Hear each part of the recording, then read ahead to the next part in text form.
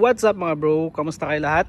So papakita ko lang sa inyo itong unit na bagong labas natin, ang Toyota Fortuner V 2024. So nilabas natin itong Fortuner V natin sa Toyota Santa Rosa, Laguna, and ang SRP nito ay 2,004,000 pesos kung di ako nagkakamali. Not sure lang guys kung included na doon yung 15,000 na additional para sa color na white pearl. Pero anyway, pag ibang kulay ang bibilin mo like yung black or yung silver, walang additional na 15,000 yan. So sa white pearl lang tayo may additional.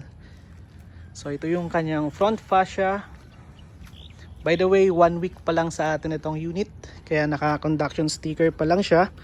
Pero ang good thing, pag naglalabas ka ng sasakyan ngayon, mas mabilis yung process. Katulad nung isang araw, nag-email na kagad sa akin yung LTO and alam ko na yung magiging plate number niya. In terms naman sa price, kung magkano natin nakuha itong Fortuner V, so BPI yung nag-approve sa atin na bank. Actually, in-approve din tayo ng East West, PS Bank, and then BPI. Yung BDO kasi hindi na ako nakapag-intay sa kanila dahil kakalabas ko lang nung Hilux nung July sa kanila, and then ang in-advise ng agent ay baka mahirapan na magpa-approve sa BDO. So nag-go kami kay BPI kasi siya yung may the best na offer.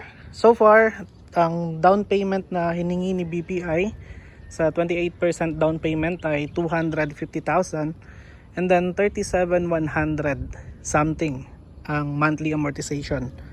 So mas pinili namin yung mas malaki ng konti yung down payment para hindi tayo ganun mahirapan sa monthly amortization. And ito yung front fascia ng ating Fortuner V 2024. So mukha na siyang Q, ano? And then almost the same din ang itsura niya kay Fortuner G. Yun nga lang, kay Fortuner G I think hindi stainless o hindi chrome itong part na to. And then meron na rin siyang front camera. Ito yung kanyang front camera.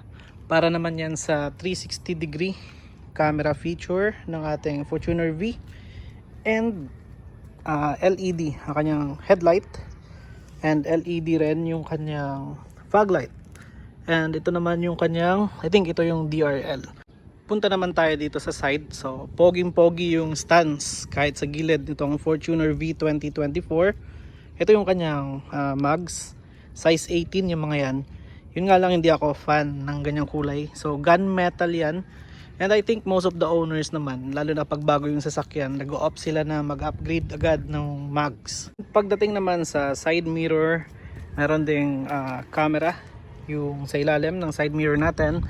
And meron siyang courtesy light. So umiilaw ito guys pag in-unlock nyo, or lalo na kapag kakababa nyo lang ng sasakyan. Malaking tulong siya pag gabi. Siyempre ito yung kanyang turning light.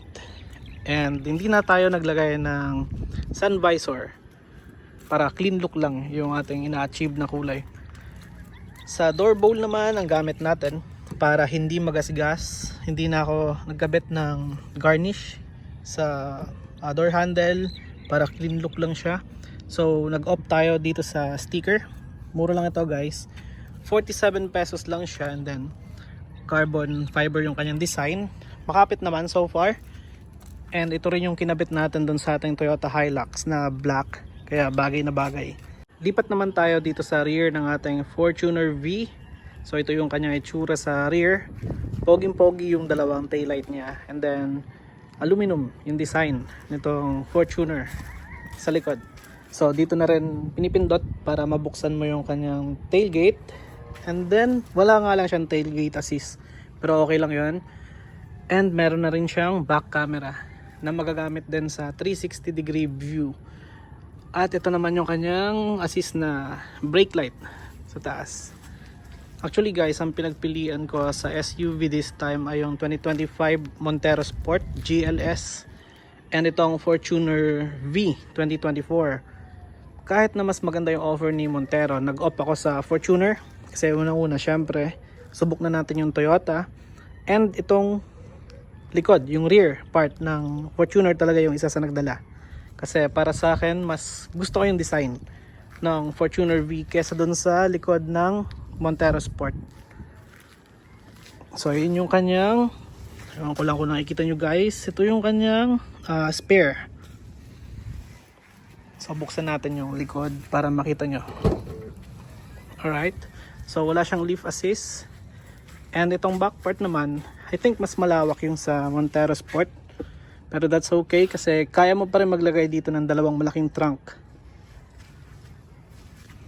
Punta naman tayo sa interior ng ating Fortuner V 2024. I think isa sa malaking downgrade kung bakit maraming pumipili ng Montero Sport 2025 ay itong fabric seat ng Fortuner V.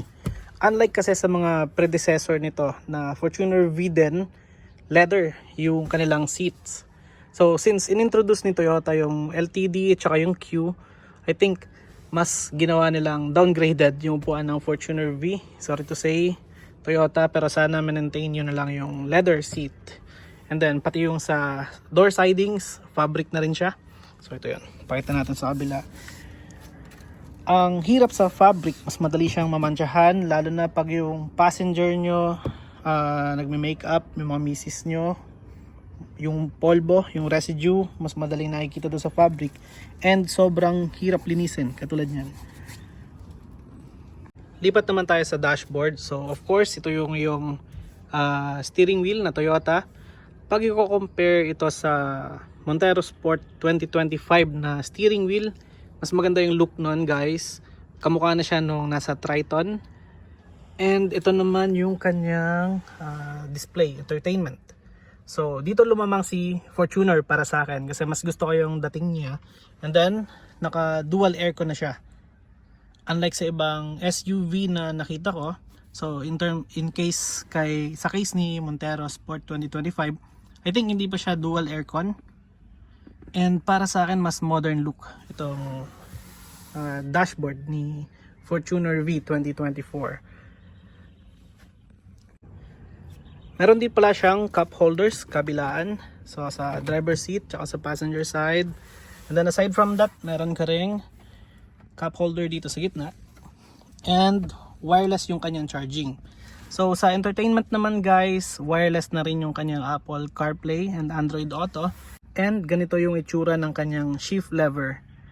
So gated pa rin siya. And then yung sa button naman, meron siyang traction control. And yung mga ibang features na hindi napipindot dito ay limited yan sa Q at saka sa LTD.